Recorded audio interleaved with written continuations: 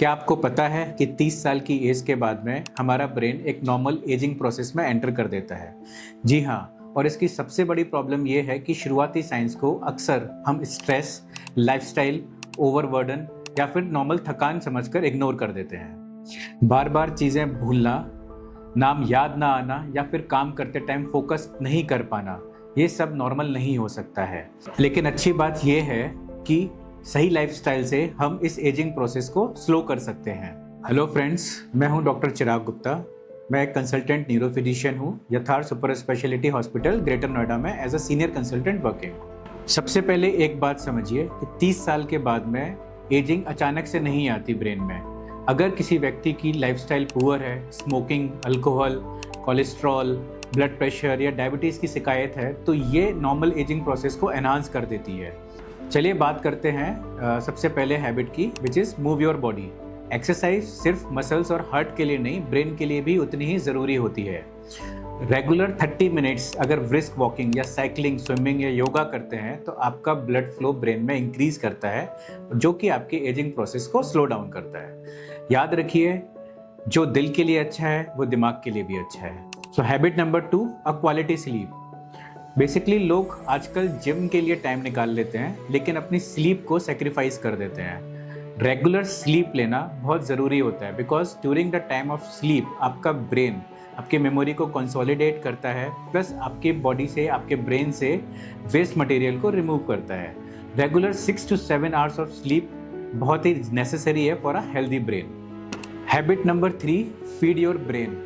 जो आप खाते हैं, ब्रेन आपका उसी तरीके से फंक्शन करता है। इसीलिए अपनी डाइट में हमेशा green leafy vegetables, walnuts, omega 3 fatty acids, fresh fruits को इंक्लूड करें और प्रोसेस्ड फूड, जंक फूड को अवॉइड करें। Habit number 4, keep your brain busy. Basically जैसे आपकी एक्सरसाइज ज़रूरी है, वैसे ब्रेन को एक इंटरेक्टिव सेशंस की ज़रूरत है। इसीलिए हमेशा क्रॉसवर्ड पजल्स, आपके सुडोकूज, चेस या फिर कोई भी नई स्किल्स सीखिए या नई लैंग्वेज सीखिए जिसमें आपका ब्रेन एक्टिव रहे, क्योंकि जितना ज़्यादा ब्रेन आपका एक्टिव रहेगा उतने ही ज़्यादा ब्रेन में नए कनेक्शंस फॉर्म होते हैं और मेमोरीज उतनी ही स्ट्रॉन्ग फॉर्म होती है। Habit number 5, control your health.